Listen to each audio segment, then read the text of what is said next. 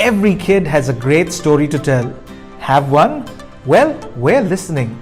Send your best story to the New Indian Express's Bookworm Junior Summer Stories Contest, and you could just end up becoming an author over the summer.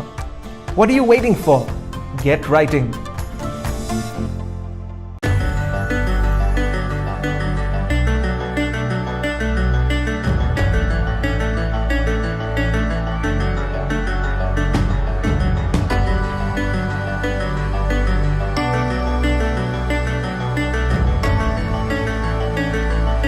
Hindustan Institute of Technology and Science. Take your first step toward a future in excellence.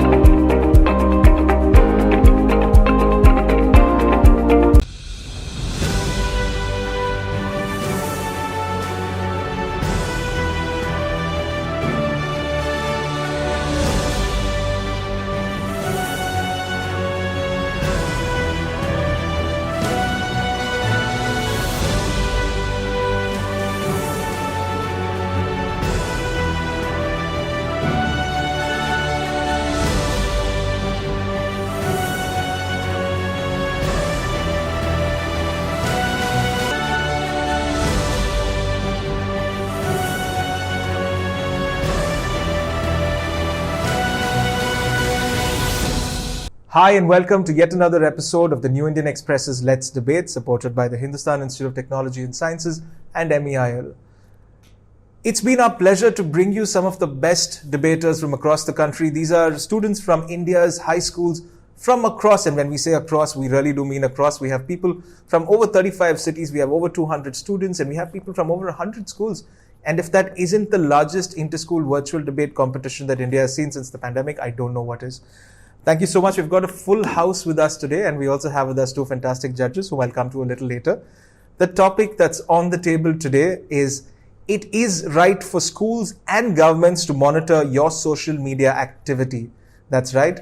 This is a topic that's contentious for adults. I cannot imagine what it's going to do for you guys, and I know you're itching to go. But before that, let me introduce our two fabulous judges who have joined us. Today we have with us Aditya Soma. Aditya is Executive Director and CMO at Worldview Education. He's based out of Hyderabad. He's the guy who's organized so many of those MUNs that you guys have probably been in some of them and just didn't know that he was the man behind it. Most of Worldview's programs use global challenges as props and a set of cutting-edge experiential learning tools to trigger adaptive capacity in all of their participants. And I'm really excited by some of the work they've done. Thank you so much for joining us, Aditya. It's a pleasure to have you with us. Likewise, Daniel. I'm looking forward to hearing everyone debate. Fantastic. And from within the New Indian Express, I'd like to welcome my colleague and my deputy resident editor in Tamil Nadu, Subhashini Dinesh. Subhashini, of course, has been a communications expert for 20 years. She's been a professor at the Asian College of Journalism, and she's been a journalism expert for over, I lose count. I know she says 20 years, but I know it's been a lifetime in journalism for her, and I'm very excited to have her judge some of the finest minds from across the country in a topic that I know is very, very close to her. Thank you for joining us, Subhashini. Thank you so much, Danny. It's a pleasure to be here as well. All right. Now, you guys know what the topic is. You know on which side of the motion you're on. So without further ado, let's jump straight in. May I now invite our first speaker to speak for the motion, it is right for schools and governments to monitor your social media activity. Keerthana Suresh, our first speaker. Keerthana, if you're good to go, when you hear the ping, your time will begin and you can go right ahead. Just as Kalam says, man needs his difficulties because they are necessary to enjoy success. A very good evening to all of you. I am Keerthana Suresh of grade 10 from Sri Shankara Vidyapeetham, Kannur, Kerala. And I am working for the motion that it is right for schools and governments to monitor your social media activity. I do strongly support this statement due to many reasons, and if I'm to point it out, I could say monitoring software can allow schools to be proactive about preventing crimes before it gets out of hand and even save a life, that is detecting threats earlier. Another point I could say is that for schools monitoring social media, could alert them to potentially harmful instances of bullying among students, child predators, and other forms of abuse or violence. Also, schools monitoring social media are mostly focused on the safety of their student bodies rather than policing personal opinions. You know, sometimes people don't take social media very seriously and use it as an outlet to vent and say irresponsible things. Or they make jokes that are actually more terrifying than funny. So, it is very important to keep an eye on what students are doing in social media platforms like Facebook, Instagram, Snapchat, and many more. Today's social media obsessed youth are facing a unique set of problems, and these are amplified by our technological advancements. To make it more clear, let me share with you a study that had been conducted in America. The study shows that 95% of US teenagers of age group 13 to 17, please note the age group, it is 13 to 17, children who are going to schools, they have access to a smartphone. Also, 85% of the teens are on YouTube, 72% on Instagram, and Facebook today has a user base that is comprised of 51% of teens. These stats itself shows the immense participation of teens on social media platforms. Overuse of these technologies will divert children from their academics and studies and adversely affect their results, obviously. So, there must be a restriction provided. Also, to make you more clear about the topic, I wish to make you know about an incident that have taken place in January 2021. A case entered the Supreme Court, and the case is speaking about a high school cheerleader who was suspended from her team for comments she made on the social media. After long disputes, you know what Supreme Court has declared? He have allowed that schools should be allowed to discipline students for social media posts so long as they are linked to school activities and threaten to disrupt them. Done. Thank you very much, Kirtana. That was literally on the buzzer. Could I now invite to speak against the motion Ram Daftari? Ram, when you're good to go and you hear the ping, the floor is yours. A very good evening to one and all present here. Ladies and gentlemen, we need to have two common understandings for today's debate. Firstly, social media in the past 10 years has interconnected the entire world while redefining communication. Secondly, the majority of us were severely pushed inside our homes in 2020 due to COVID-19.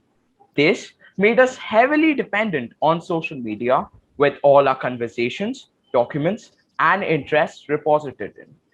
We have witnessed hypervigilance regarding privacy numerous times from time immemorial. Recently, when WhatsApp changed its data policies, people in a frenzy shifted to Signal, primarily because of its privacy features. Now, I ask you, ladies and gentlemen, if the government and schools decide to monitor all social media platforms, we can imagine the outpour of protest. Ladies and gentlemen, we need not justify our right to privacy. We must justify intrusions into these rights. India is a land of diversified ideologies. This stands no different for political parties. Thus, every party has some inherent natural biases. These biases would reflect in its monitoring and censorship. My worthy opponents will come here and argue about the need to regulate hate speech and misinformation. However, the irony lies in the fact that the authority they wish to carry this out is itself one of the most prominent promulgators of the same. We must understand that if social media is monitored by the government, it will certainly be followed by regulation and censorship. The right to free speech no longer matters when an authority has the power to curb anything which goes against them. In fact, in 2018, the government planned to create a social media monitoring hub. However, this was refuted by the Supreme Court. Why? And I quote, "We will become a surveillance state, an authoritarian state." It has been seen in recent times how an individual's dissenting views have resulted in rejection of admission or expulsion from schools. This is a direct extension of cancel culture, a modern form of ostracism in which someone is thrust out of social or professional circles for having dissenting views. In partnership with cancel culture, social media monitoring would facilitate an intolerance of opposing views and a vogue for public shaming and ostracism. Ladies and gentlemen, the restriction of free debate makes everybody less capable of democratic participation. Finally, it is the responsibility of the parents to monitor their children's online conduct and social media activity as they are their legal guardians. They are responsible for ensuring their safety and ethical behavior. This falls outside of the jurisdiction of the school, and hence they do not have any right to monitor students' social media activity. Now, even if we assume that governments and schools begin monitoring social media, their authorities are bound to overlap in the domain of students. As of now, there are no proper monitoring laws in India. In this case, confusion is bound to arise, and unregulated confusion leads to chaos. Ladies and gentlemen, to conclude, I would like you to imagine a world where every action, every call, and every message of yours could be examined, scrutinized, and used against you. The question is whether you would want to live in such a world. Thank you. And very early on in our debate, Ram Daftari has used the F word, by which I mean free speech. Thank you very much, Ram, for that. Can I now invite to speak for the motion, Priyadarshini S. Priyadarshini, if you're good to go. Am I audible, sir? Perfectly. When you hear the beep, go ahead. Good evening to all. I'm S. Priyadashni and I'm studying 9th standard in SRKMB Centenary Girls High Secondary School, Chennai.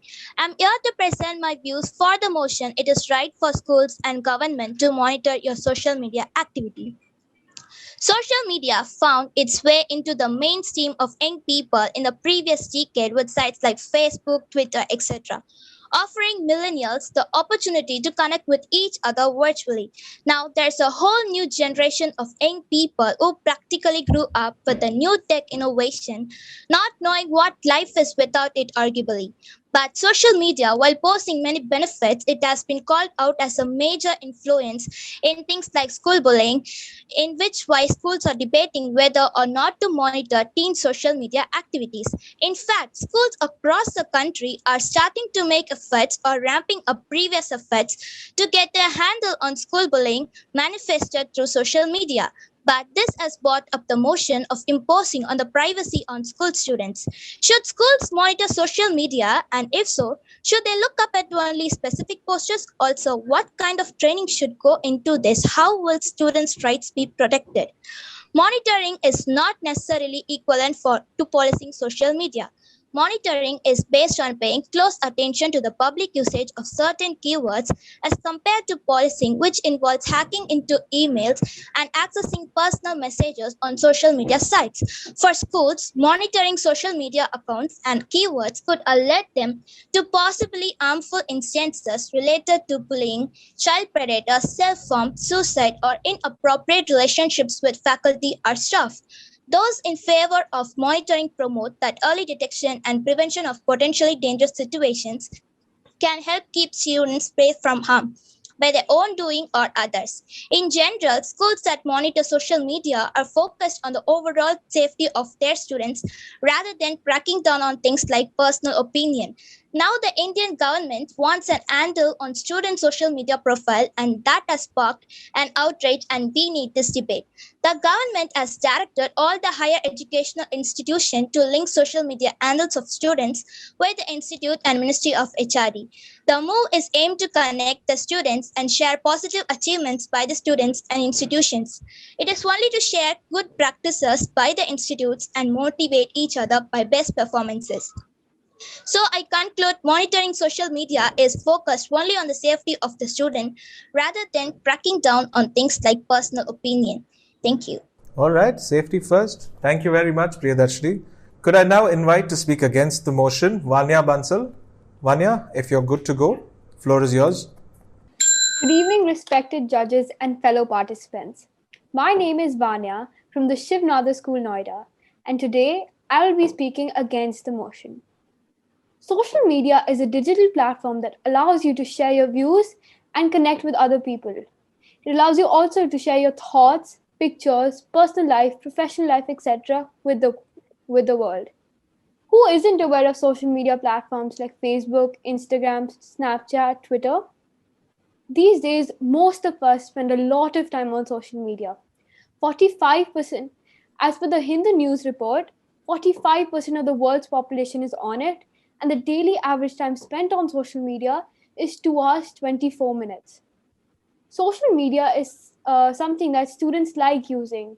It is a place where they can express their emotions and their views. It is something that students use as a diversion from their schoolwork. We are living in a society that is shifting from atomization and moving towards individualization. There is hardly any time for people to listen to others. We take in too little and we eject too much. In such a claustrophobic social environment, the school going social group are affected, as adults around them do not have time to listen to their ideas and grievances.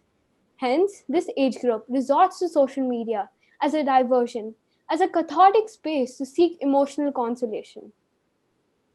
In the school going age group, there is a constant fear of judgment among students. By giving the right for schools and governments to monitor social media activity, it is indirectly taking the right for speech, strangulating their freedom, and violating their privacy. Studies have shown that when teenagers are given the privacy they need, it helps them become more independent and builds their self confidence. If the social media accounts of students are being monitored and controlled by the schools and government, they are being protected from cyber crimes. But when they grow up, would they know how to stand up on their own or handle situations on their own? No, they wouldn't know what to do if they face such a situation, as they would have never gone through it. And they won't know how to take ownership and handle the situation independently. It will be like building weirs and dams to control a flow of a river and not allowing it to flow naturally. Instead of monitoring social media, the school should trust the students and give them a chance to learn from their mistakes. They should conduct workshops and provide a professional counselor in case any student wants help or wants to talk to a trusted adult in a situation. Also, in a democratic country, the opinion of people matter and they have the right to speak and express themselves freely. Any form of infringement impeding one's right of expression, whether in public or a virtual platform, creates an environment of fear, phobia, anxiety, and challenges the very foundation of democracy. Hence, I would like to conclude that the schools and government should not have the right to monitor social media, as it violates their privacy and the right to speech. Also, it does the opposite of making students independent and taking ownership of themselves. And with that, I rest my case. Thank you. Thank you, Vanya, for reminding us that expression is a function of democracy. Can I now invite Johann Thomas Philip to speak for the motion? Johann, if you're ready to go, you may begin when you hear the ping. Good evening, one and all. My name is Jahan Thomas, studying in Rajagiri Public School, Kalamassery, Kerala. And today I'm here before you to say that it is right for schools and governments to monitor your social media activity. Imagine a more peaceful world, a world without cyberbullying, internet scams, or social media challenge traps, a world with less terrorism. However, imagination is not enough. We need to take action, and social media surveillance is the right tool for this action. According to a 2018 survey by Ipsos Global Market Research, 37% of Indian children were victims of cyberbullying. Cases of cyberstalking increased by 36% from 2017 to 18 in India, according to National Crime Bureau records data. Social media surveillance can greatly eliminate these crimes. With this tool, schools could stop cases like these before they even happen. Schools and colleges are institutions where young minds are molded. Social media surveillance and corrective action against cyberbullying, drug addiction, and the like can go a long way in creating a generation with a healthy social media attitude. Many of you may have heard of the Blue Whale Challenge, perhaps. The Momo Challenge rings a bell. Many students all over the world lost their lives to these challenges. All harmful social media challenges such as these can be stopped almost immediately by surveying social media. Moreover, social media surveillance could be used against terrorism. In a study by Gabriel Wieman from the University of Haifa, 90% of organized terrorism activities on the internet take place via social media. Terror groups use social media platforms to spread their messages, recruit members, gather intelligence, finance, and coordinate attacks. What if social media surveillance had been set up? Governments would be able to monitor these activities and could disrupt them easily. A world with 90% less terrorism in it would be certainly a much better world. Social media surveillance can be used to prevent internet scams, frauds, and the like. It can be used to monitor and shut down activities like this before they can cause much damage. People have brought frauds and scams to the digital age. As of 2019, more than $42 billion have been lost to scams worldwide. And that's not counting the hundreds, thousands of scams that take place that go unreported. In response to this, we have brought monitoring them to the digital age. Now, we just need to implement them on a global scale. Social media surveillance is widely opposed all around the world. A major argument against it is its infringement on privacy. So answer me this, how is it an invasion of privacy when the person posts something in a public media? How is it an invasion of privacy when the government see posts that are meant to be seen by the public? People do not really acknowledge the immense benefits social media surveillance offers us. It's more than about a person. It's more than what is falsely claimed as an invasion of privacy. This tool is for the greater good of mankind. Imagine a more peaceful world. A world without cyberbullying, internet scams, or social media challenge traps. A world with less terrorism. Social media surveillance can help achieve that world. Thank you all. Is it really private if it's out there in public? Well, that's an interesting observation. Thank you, Johan. Could I now invite Medha Sharma to speak against the motion? Medha, if you're good to go. Imagine being a traveler in an unknown land. Shady manipulators scurry past side roads. The trees, laden with fruits of education on one side, are devoid and barren of fruit on the other. A constant volley of spam is fired from the nearest volcano, and above it all, a single step can lead to your extermination. But suddenly, a miracle happens and the world is restored? No, that's the plot of an action movie. But not too different is our world of social media. Good afternoon to all present here. My name is Medha Sharma of Sri Kumran Children's Home, CBSE, and I will be speaking against the topic, it is right for schools and governments to monitor your social media activity. From the student to the president, from the local restaurant to Warner Bros., social media is becoming increasingly common. Unsurprisingly, the data accumulated is huge, making it a huge mine of information where every hacker can have a party, provided they push the right buttons. A monitoring or a regulating body is usually present to combat such malintentions. However, what we fail to notice is that monitoring often leads to regulation. To control social media is to control what we are leaving behind for our future. Students use social media platforms to collect information, build their resume, or socialize with internet pals. Then monitoring, if done covertly, can cause lasting damage. The open, trusting relationship of the school with the student is harmed. A controlling and intimidating atmosphere is created around the student, leading to unease. This might have adverse effects on the child, prompting them to find ways to go undercover, exacerbating the situation, preventing them from reaching out to those concerned, teachers and parents, leading to unnecessary friction. The child and the uniform are separate. The school is only a part of the child's personality. If the child is well behaved, turns in his assignments on time, then the school does not have anything to do with his behavior outside. The identity of a child is an amalgamation of all these traits, and the personality of the child projected online may or may not be his true one. At the risk of going down a rabbit hole, I bring up the point of data encryption. Huge quantities of diverse data, all containing valuable personal information, requires a secure database to store it in. Little is said as to who accesses the data and how it is protected, creating security concerns. A small oversight can lead to data leaks, endangering the lives of all those placed under the responsibility of the organization and can lead to identity theft. The compilation of all these sources on social media is enough to paint a basic picture of you. On similar lines, let me elaborate on the tense relationships between governments and social media heads. In March 2018, news on one of the top social media platforms rocked the world. The Facebook Cambridge Analytica scandal, infamous for its outrageous use of data. It started off through an app called This Is Your Digital Life, where data was collected through an informed consent process for research. However, Facebook allowed the app to collect personal information from millions. A significant data breach happened when the data was used to aid Ted Cruz in his presidential campaign, creating psychographic personality profiles for the user and sway him into voting for Cruz. Another problem with this is that governments using data on a broader scale, democracy is in a way threatened. The need for monitoring arises when the view of creating that everybody is a suspect.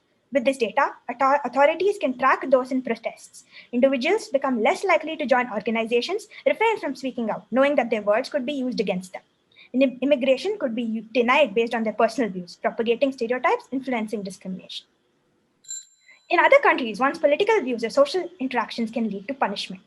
A member of the Uyghur Muslim community in China was detained and interrogated for 3 days as someone on his WeChat had checked in from Mecca.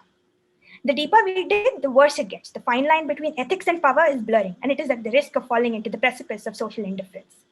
There's a point in one's personality when one ends as a student and begins as a human, and a point where one ends as a citizen of the country and begins as a citizen of the world. I would like to conclude by saying monitoring social media activity is not a good idea, as the ruler is absolute and the freedom of the people is not transient. Thank you. Thank you so much, Medha. That was rapid as much as it was great. Thank you very much for that. Could I now invite Shakti Charukesh to also speak against the motion? Well, you know what?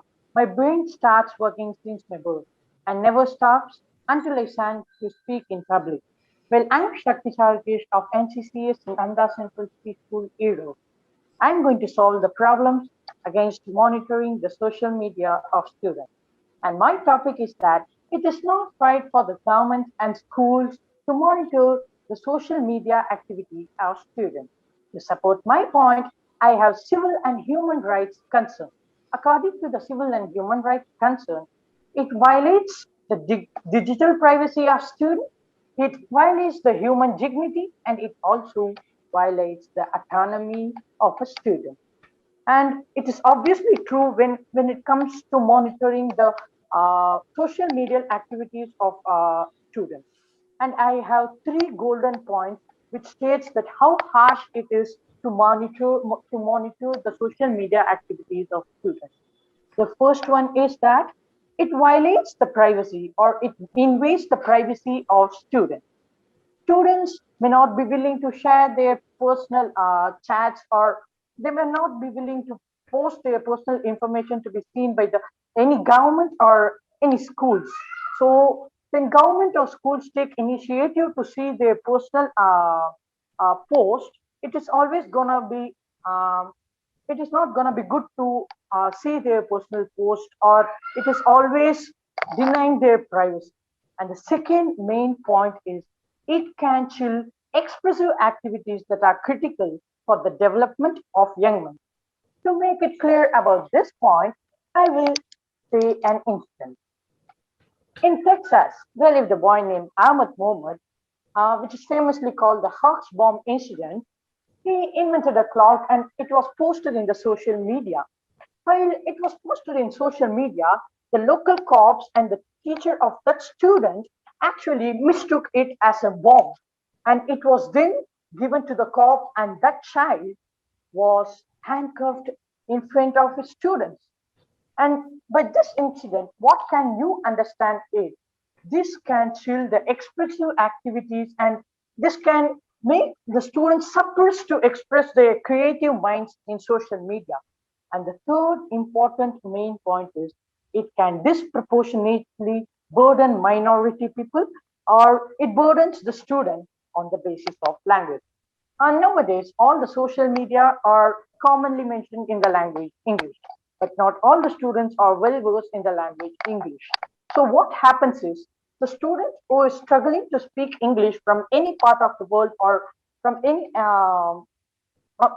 social set, he struggles to put his information on the social media, and the social media rely upon the social listening tools.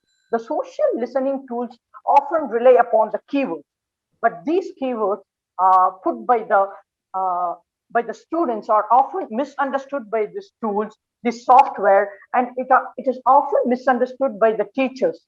As it is misunderstood by the teachers, The students from this group of society are often becoming the victims in such cases. And there are many indirect effects in these two things too. Social media monitoring software has limited efficacy. And the second thing is resource related to these social media activities can be best focused elsewhere. And the third main thing is my friends, my mates were speaking about preventing mass violence and giving safety for the students. But what I wanted to mention here is it is in a reliable method. It is in a reliable method. Note this point that it is not a reliable method to prevent or predict mass violence. As nowadays, they measured by the social listening tool. If they use the social listening tools, nowadays students often use the harsh words that are shoot, kill, or whatever it is. These words are becoming often in their chat. So the social listening tools misunderstand and make the students victim in such cases. And at last, thank you for being my unpaid therapist to listen all this and give your 100% except your bless. Thank you. Thank you so much, Shakti, for that. I think a lot of people have unpaid therapists that way. Could I now invite Ninada Krishna Lashkari to speak for the motion? Ninada, if you're good to go. Okay, so I'm Ninada Krishna Lashkari from Sharda Vidyalaya, Mangalore. I'm from class 8 and today I'll be speaking for the motion that it is necessary for schools and governments to monitor social media. Sticks and stones can break your bones, but words can truly kill you from within. Have you seen people who have suddenly lost self-esteem, have very shy, but those who were popular before? This might be caused by the prevalent form of bullying called cyberbullying, which happens over the internet. According to the Journal of Adolescence, around 42% of teens have been called names, and 59% of teens have been affected from online bullying. It also states that suicides are related to cyberbullying, which is very bad. Have you heard about the term rave parties?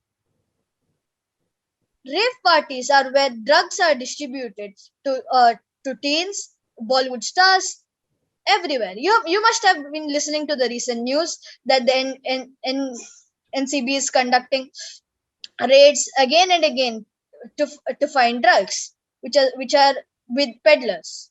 So all of you know that social media is an open platform. Anyone can make anything online, such as a new contact, new name, new face, everything. So they send links to the dark web, and with just one click of a button, you could send your address, your personal details. So drugs or bad stuff come to you.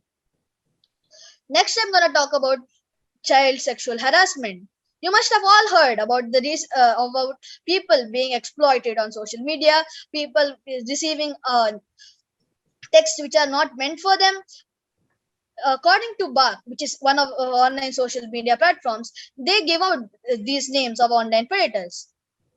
These online predators send sexual texts for those who are not even 18. Imagine if I sent a text to your daughter or a son who doesn't even know the meaning of it. Then I'm also going to talk about stalking. You know, before the times of social media, stalking used to happen by people collecting information on you, coming with you over places, and even sometimes coming to the same cafe or checking your whereabouts. But now it's way easier. Just if you get into a friend circle, or if a teen by mistake adds you or clicks on your friend request, you're done. Then I'm going to talk about someone. I think it was Vanya or Shakti Charukesh. I think. I hope I'm telling your name right. You talked about privacy. Well, privacy does not mean safe. For example, if I must say kids, they can just for example what I just said before, kids can directly add a whole other person into your friend request, and people think just clicking on a button that says you are turning all your post to private, you don't know who's in your friend box. That's why I think we must monitor social media. Thank you. Thank you so much, Donada. I thought that was extremely dark at points, but very, very real for most of us in this day and age. Could I now call upon to speak against the motion our last speaker for the day? Mridini, if you're good to go, your time starts now. I visited Perfect Town once. It was just the perfect town. All students received A++ grade. They were all so fit. They listened to their parents. And then most of all, they did not use mobile phones at all. They just used button phone just to talk to each other if there was any need. But that does not happen in real life. Even if it does, all the adults would tell, oh my God, look at these children. They're not even naughty. They're not doing anything. They're so perfect. I'm really bored. Remember our childhood days? It was so it was so naughty. All of us were like so free. But the reality is all children are being pressurized a lot, especially for their board exams, especially for their marks. You can see the newspaper after the day the board exam results are announced. So many death rates, so many suicides. And on top of that, parents criticize them for many reasons. Do not wear that dress. Not only parents, society. Do not wear that dress. Do not eat that. Don't go out with them. Children are under so much stress in the 21st century. And then comes technology. Their only means of recreation. Their only means of recreation and their only means for connecting with their friends. And even when that is monitored, don't you feel the students will lose their identity? Don't you feel that the students will lose their individuality? Okay, let's say that a student wants to talk with their friend. Then even if they want to talk something, they have the second thought because they're constantly being monitored like Big Boss 24/7. Somebody is monitoring them every moment. Every moment is being monitored. They have second thoughts and then they just drop the idea. You can see that memes are becoming increasingly popular here. Memes, especially about schools, are extremely popular. Since it's violating schools and teasing schools, schools ask them to take that down. So that post is also taken down. Another violation. That's it. The third point is like the students who are being cyberbullied. Mostly, I feel they might be introvert or shy. If they are, they should know how to face a problem. Okay, now in school level, they're dependent on their teachers, on the school management. That obviously, okay, the school management will take care. We do not need to take care of this. But then when we go to the next step of life, let's say college, ragging is very common. But then they would not have the boldness to stand up. What will they do in the future if they are being continuously supported by the school management? And also, every child is good in heart. It's just that there's some economic issue at home, there's some family problem at home. They should be constant, they should be counseled. The life skills period should be taken in school. Cause is better than cure. Instead of monitoring students, they should educate their children not to bully others because everybody is equal. If they do something like that, it's not like the kids won't change. They will obviously change. Slow by brick, they can bring their children normally. Another point, let's say they're going to a third party organization for their monitoring. What if the opponent schools wants to dig some dirt on the other school? What if they hack into their servers and get all the information? That is more dangerous than cyberbullying. The last point I'd like to mention is that instead of giving a third party organization for monitoring their children constantly, they can just give them a chance. Everybody is good at heart. They can give them a chance to avoid everything, avoid all this. Thank you. And these are my points put forward. Thank you. Against the motion. Thank you. Thank you so much, Mridini. That was extremely well put. I think everybody did fantastically well. Congratulations, guys. That brings us to the end of our first round. I think everybody spoke fantastically well. It's never easy to ask somebody who's 13, 14, 15 or 16 to talk about being monitored on social media, whether it's your principal, your teacher, or the government. But I think you guys did a fabulous job. Without dragging this out, let's get straight to our second round, which is rebuttals. Remember, it's optional to make a rebuttal. You can pass if you don't really want to. But it does count with your points, and we do have an award for the best rebuttal made. So that's hopefully an incentive for you guys to all make a rebuttal. Remember, if you're making a rebuttal, you get 2 minutes on the clock. You can make it against one person, multiple people, or whatever it is. And when it's their turn, they will respond. If somebody wants to respond after their turn is over, they'll have to wait till everybody is done. And on the judge's insistence, we might let them respond. All right? Those are the rules. if everybody's good to go, we're going to follow the same model that we followed with the first round. So I'm going to ask Kirtana Suresh, do you have a rebuttal for us? Yes, sir. All right, go ahead, 2 minutes on the clock. To all my worthy opponents, let me ask you a question. Would you rather save lives than keeping your social media private? And also let me ask you something. To those who said about privacy, you do know that it was never private when you shared something publicly that everyone could see. Also, to my friend Ms. Vania Bansal, she compared building of dams to restrictions provided on social media. But I thought building of dams were useful. It is not actually true that building of dams are making rivers sad, but making humans happy. Similarly, providing restrictions on social media are not actually bad. They are molding our students to to fight against all the bullies that are coming on their way. Done, sir. Thank you so much, Kirtana. Could I now ask Ram Daftari? Ram, if you've got a rebuttal for us, now's your time. Yes, sir, I do have a rebuttal. So I would like to raise several points. So the first speaker from the proposition talked about how software can be used for social media monitoring. Now we have to understand that artificial intelligence and machine learning has not yet risen to such a point where it can understand the context, where it can understand the meaning. So like if I put it on my story, I want a hobby to kill time, I'll be flagged by the government according to the first speaker's logic.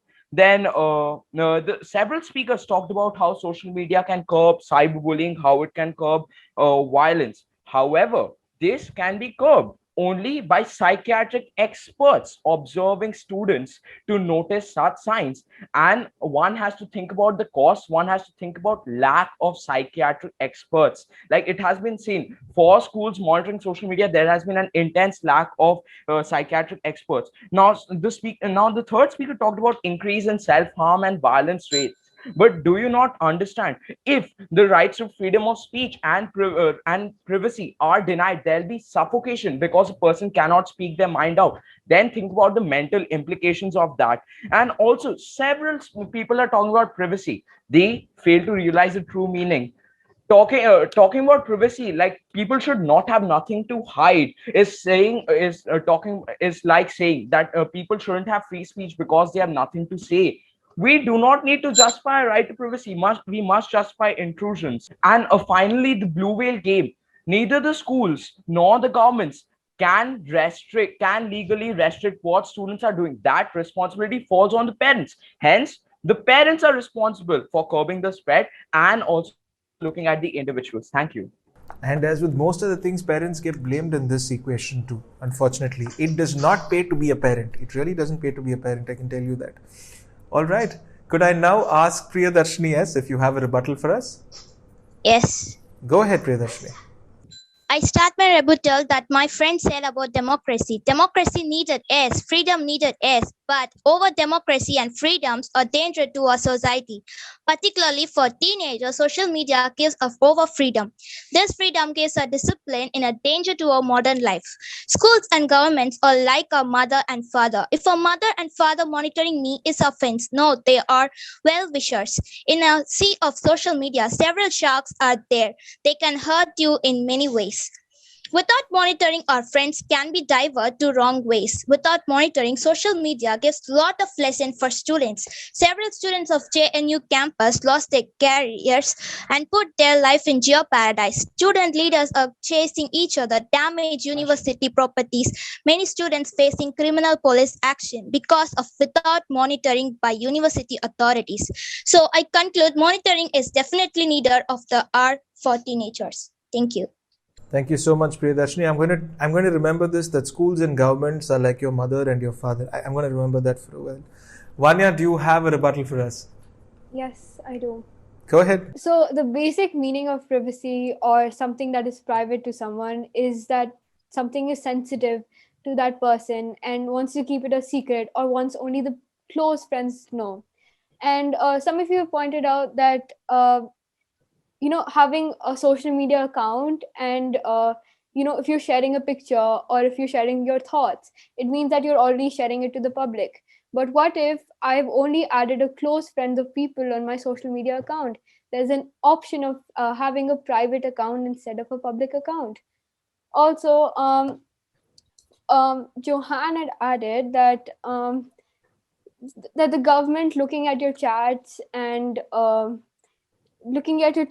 your posts is not a violation of privacy. I'm finding it hard to understand how, when that is something that you want to keep to yourself or close friend or group. And Kirtana had said that I'm comparing building of dams as not allowing a river to flow naturally. And I'm not saying that it's making the river sad or anything. I'm just saying that by building dams, it is not allowing you to grow naturally, and how do I say it? Not allowing you to flow naturally as okay. And Ninanda, I'm sorry if I don't know your name. You had said that sorry, I had already concluded your point before. So that's it, I guess. Thank you so much, Vanya. I think we could have stopped at damn. That would have been a good way to end. Johan, could I ask if you have a rebuttal? Yes, actually, multiple. Go ahead. So, Mr. Ram Tafsari said that cyberbullying is treated by psychiatrists and not really social media surveillance. But psychiatrists cannot reach everyone who's affected by cyberbullying, but social media surveillance can, or it can't, but it can reach almost everyone, a majority of the people, and it's certainly more than what psychiatrists can reach. And social media surveillance can help, it can alert these people, can give them advice. Also, games like the Blue Whale game or other games like that, like the Momo Challenge, the governments cannot say tell a person not to do this because he can, but they can take such games off social media. Also, in response to another rebuttal made by I don't remember exactly who, but social media surveillance can be done in two ways. Either it can be done in accordance with what the user wants. It can be done but without violating privacy laws. It can be done by looking only at posts that are made in public, and it can't. So the choice is really up to us, up to the government and schools, whether they want to do it in accordance with user settings and in accordance with policies or not. Also, schools can alert students, parents of students, to the dangers of social media, and then the parents can themselves take responsibility and tell the students, no, do not do this. In conclusion, these are my rebuttals. Thank you. Thank you so much, Johan. Could I now ask Meda? Meda, do you have a rebuttal for us? Yeah, I do have a couple of rebuttals. Go ahead.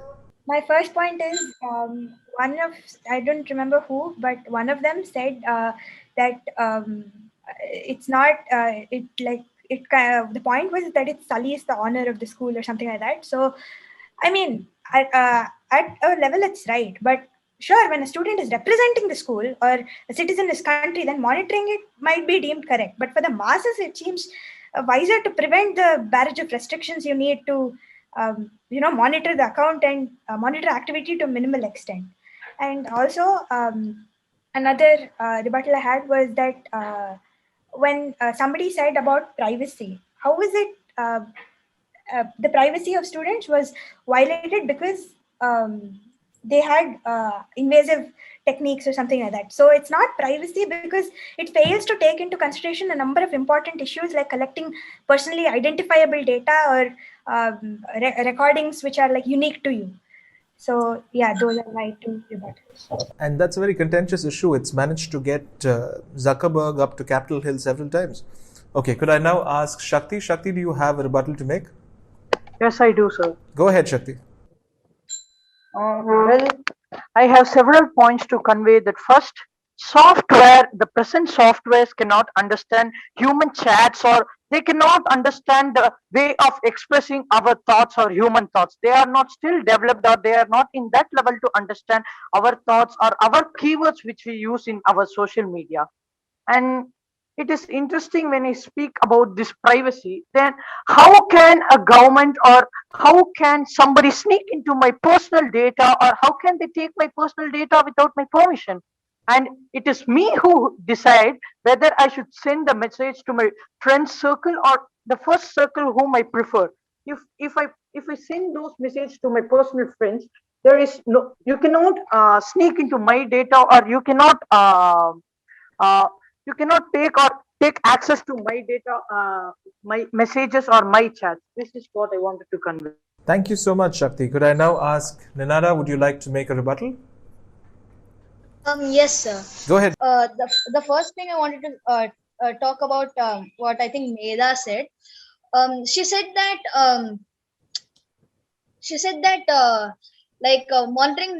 monitoring software is it's not required to some extent at a low minimum level, but not to the whole huge mass. But what she's forgetting is we have clearly mentioned in the motion that it is only for students. It's not for the whole country. That's one of the points I wanted to say. The other thing I've noticed that many people are saying about that what are they talking about? No, that's all, sir, mainly. All right. Thank you, Ninada. Nandini, last word. Sir, this is not only for students; it's for the entire country, because even the motion mentions that governments and schools. So government obviously goes through government covers the entire whole nation. And the other one is they were all talking. Many students were talking about privacy. My opinion was that privacy. Most devices nowadays, like most devices, okay, I won't say all, but most of them are issued by schools. Schools give a certain tablets, certain phones to students, so that they use it for educational purposes. So they obviously can go through what they're seeing, what they're browsing, so they can see who they're chatting to, especially if it's a school. If it's a school issued device. And another thing is how can he I'm not sure about the name, but someone said, how can he hack into my device? How can he know who I'm chatting with? How can he or she know who I'm messaging to, or whatever? But then if you see, sir, if any app or any application you use that has all your data stored in its servers, so the whole government has has access. So they can even contact the app, the government, because it's a verified. If for example you take any company, they will have your photos stored in its server. Say Google, they will obviously have have your photos stored in their servers as database. If the government wants, they can go through if there's any crime going on, if there's any crime or there's any drug shipping, they can go through the chats, because if it's stored in an application server, they can obviously go through the chats. Since schools is remote, I'm not sure about schools, but I'm pretty sure that governments can go through all of this. Yes, sir, that's all. Fantastic. Is there anything that anybody would like to respond to? So I do have something which I need to point out. Okay, Ram, I'll give you 30 seconds.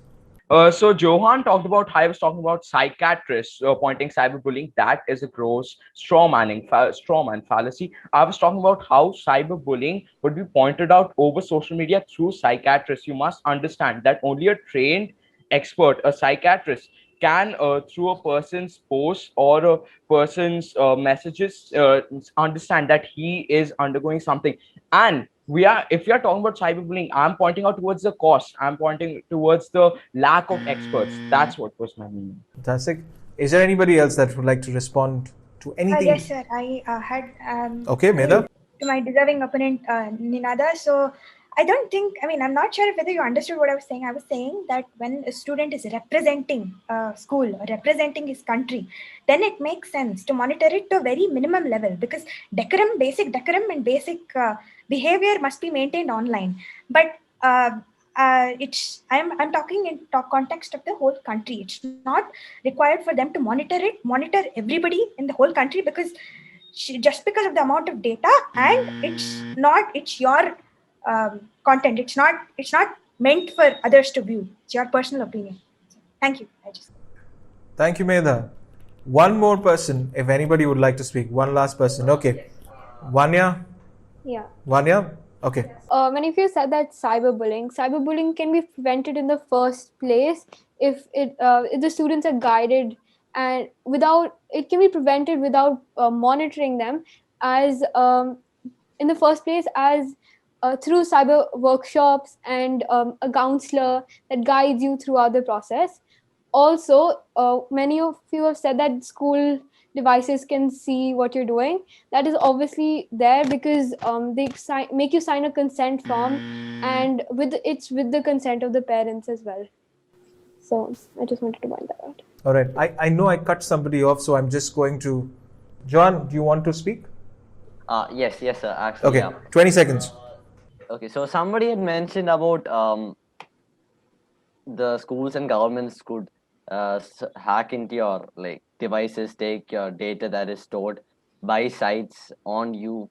But that really is on the government. The government social media surveillance can be done in two ways. Like I said, it can be done according to policies like user settings, how the user set it. If the user wants to talk to all his friends or all his close friends, the government can choose either not to monitor that or to monitor that. That said, this could have some minor impact on how governments could stop terrorism, or how it could stop cyberbullying. But it can be done without violating privacy of a person. Thank you. Thank you so much. Ninad, I'm going to give you 20 seconds, and this is the absolute last word because we're totally out of time.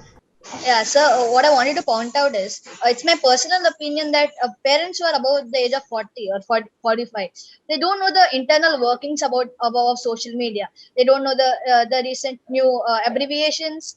They don't know like the common talk or small talk between students. So even they have such a reach to monitor their social media accounts. That is why we were planning to bring in a good software which can track all of this. That's also. Thank you very much, guys. You guys have been absolutely fabulous. I think everybody deserves a huge round of applause. I know I'm applauding. I know Subhashini is applauding, and I can see everybody else who's not a debater applauding. So thank you, you guys. You guys have been absolutely fantabulous. Aditya, would you like to say a few words to our debaters about how they did? Sure. I think everybody did really well in terms of getting their points across, I guess we covered all bases in terms of every important thing that could be covered about this topic, most important things that could be covered about this topic. Especially since there was a lighter side of what I would have loved to see, a little bit more humor overall. I think you guys are all quite serious throughout. In a good way, serious in a good way. I particularly liked a couple of cases where people were trying to build on the debate and not just stick to what's exactly there as either a black or a white, where there were some points raised about qualifying what monitoring means, that it is not an absolute thing, that it could be something that could be in the gray. Then there was also a point that was brought about, again, building on the debate further, which is whether, are we equipped with the right kind of technology to even monitor? That was another good point for me. And overall, now this is a point that I really appreciated because of, again, my own personal view on it. I know that shouldn't come into any of the judging criterias, but I just want to point out that there was something brought up. I think some of you had mentioned about how children should be equipped to deal with, these kind of situations. And one way to do that is to empower them and to encourage them. And so that's something that stood out for me as a very good point as well. But well done, all of you. I think I used to be very nervous when I was 13, 14 about speaking in public. So you all should give yourself a pat on your back just for starting off. Thank you so much. Subhashini, would you like to say a few words to our debaters about how they did today? Yeah, sure, sure. All of them really spoke with a lot of confidence. I would really agree with what Aditya said. I mean, I don't really remember being so confident, especially in front of a television, front of a camera, knowing fully well it's going to be streamed live. Anyway, a few points which I thought were interesting, and the points which were raised was one is that one made a difference between surveillance and control, and how they are completely and it's really, when you really think about it, they are two words which might merge into having a feel of the same, but it's actually different. That was an interesting point. And another point, of course, many of them did raise the point about child predators and sexual abuse and online abuse, which I thought was also interesting, because it is a problem that we need to understand and face.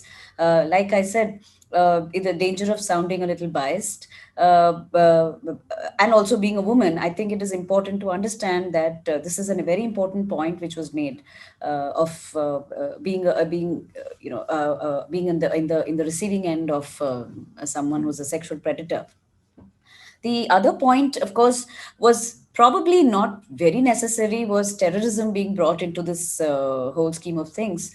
Because I think when we're talking about school children and cyberbullying is yes, but terrorism probably is stretching it a little too far. I don't think that was relevant for this kind of a discussion. Which is fine. When you're in the scheme of things, you sort of try and add as many points as possible to strengthen your argument, so that's fine.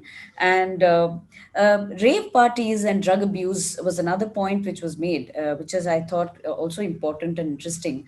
How vulnerable children are, and teenagers, we're talking about 12, 13-year-olds, who are and could be vulnerable in this day and age, with these kind of issues being raised in social media. So I think that's important. And also, we are talking about democracy. Someone was talking about free speech and democracy, which is also a very important point, which we need to understand, is that how much of curbing is democratic enough. I think these were interesting points which were raised, and yeah, very well done. All of you really spoke with a lot of confidence, and really appreciate that. I think it was fabulous. I really think it was fabulous, like you said, because I don't know if beyond. Of course, I'm a little aged for this, but say 20 years ago, I think free speech, democracy, the constitution, these are words that I wrote in my civics paper. I think it came under history at that time, but I don't think we ever had conversations about it. We were probably talking about, I don't know, Independence Day or Gandhi, and that was the extent of our debate at that point. So I think it's fantastic that we are getting all these perspectives. Thank you, Subhashini. Thank you, Aditya. So that aside, Aditya or Subhashini, who's going to be announcing our 3 award winners today? We can take turns for the first and the second, and then we'll figure out. Go ahead, all yours. So I think the first one, and this is something that, of course, both of us agreed on. I think it's called The Finest Point, was by Vanya, which was about empowering children to be able to make their decisions, and about the counseling that is needed so that they are prepared and to fend for themselves in the real world. I think we felt that that was a fine point. So well done, Vanya. And I think a special mention, I think a couple of mentions there. Subhashini, would you like to talk about that, because you also had a specific thing that you wanted to highlight? Yeah. Ram Daftari I thought was a special mention. We could say that he's talking about artificial intelligence, and was very extremely interesting, because it's a different way of looking at this in a different context of how we perceive social media use by teenagers as well as by adults. So I think that point that he made was interesting. All right. Congratulations, Vanya. You win yourself a 1,000 rupee gift voucher from Link Pens. I hope you enjoy writing, because you've got a whole lot of stationery coming right at you. Thank you so much. Thanks, Vanya. Our second award today, Subhashini. So we were thinking about going with even Medha's point about what she made. There were a few interesting points that she had made, and I thought that was interesting too. It was quite different. Just a minute, let me just gather my thoughts. I think it was about controlling and intimidating data, as well as data breach that she was talking about, which were interesting points. And I think we can, and she also raised a few other interesting points. Aditya, would you like to just add to that? I think there was one about the identity theft aspect. Yes. As a counterpoint to, data collection. Yes. The whole, the data collection point that she made, I thought was very, thinking in a different direction. And particularly within that identity theft aspect, I think Medha made a point about how the online profile actually may not be what their actual profile is, which is something that I've actually also heard about a lot of Gen Z, sort of curating their online profile. Their actual views, which they share in private, might be quite different. Yeah. All right. So congratulations, Medha. Good for you. You also win yourself a voucher from Link Pens. All right. And for our final award for the night, Aditya, will you be doing this? Yes. I have to do the difficult job, which is that we actually didn't find that there was a humor, used as a tool in the whole debate. So we were unable to decide on who to give that award to. So we thought that we could leave it at that and let everybody probably, think of themselves as the winners of that award, because I think it was just neutral according to us. But maybe it becomes a reminder for everyone that next time you could get an additional bonus by using humor. So I hope that's okay, Daniel. Yeah. That's perfectly fine. Like I said, this is a democracy. We leave it to you guys. You're the judges. You have the final word on that. I would like to add a point here, is that there was no aggression, which was very nice. Yeah. There was actually, it was a quite healthy conversation, good chat. But I think the humor was also missing, probably keeping in mind the teenagers, they in fact, they also spoke about the pressure they are under, the social media pressure that they were talking about, being on camera, being in social media space. I think all that robs them also of a lot of natural traits. Could be. I mean, I'm just thinking aloud. That could be the reason that they are quite straitjacketed and quite stiff upper lip in a certain way. To use a very probably a harsher word, but please, guys, don't lose your humor, because I think that's also probably the difference between a social media space and the real space, and a virtual space and a real space. Where a lot of things do come into play. For example, your body language, the way you talk. Here you're talking to through a camera, which could be a little more stifling sometimes, probably, or just too straight and just too perfect. So we need not be very perfect, even if you are, because this is the future. This is the way to go. The digital space is the way to go. So I think you guys have to loosen up a bit and use humor, like Aditya said. If I had to add, I think it was Mridini who made a little bit of an effort. I think the starting of her speech was with painting this rosy picture of a utopian world. So you could have built on that a little bit and brought the humor in some more. Well, all right. Just in case I didn't mention this, for that special mention, Ram and Mridini, we're going to go ahead and give both of you those vouchers from Link Pens. We hope you like that stationery that's coming at you. But remember, that's the finest point, Daniel. Yeah. Well done. Thank you very much. Yeah. And on that note, as the Joker infamously said, lighten up, laugh a little, live a little. Remember, the spirit of debate is all about keeping it healthy, keeping it sane, and making sure that we're taking the conversation forward.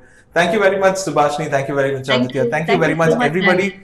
Thank you very much for this. We hope you never stop talking. All the best. Take care and stay safe, guys. Remember, you can vote for your favorite debater right here at www.edxlive.com/debate. Remember, every vote counts. Our voting lines are open for 48 hours, so get voting right now. This debate was brought to you by the Hindustan Institute of Technology and Sciences and MEIL. Every kid has a great story to tell. Have one? Well, we're listening. Send your best story to the New Indian Express's Bookworm Junior Summer Stories Contest, and you could just end up becoming an author over the summer. What are you waiting for? Get writing.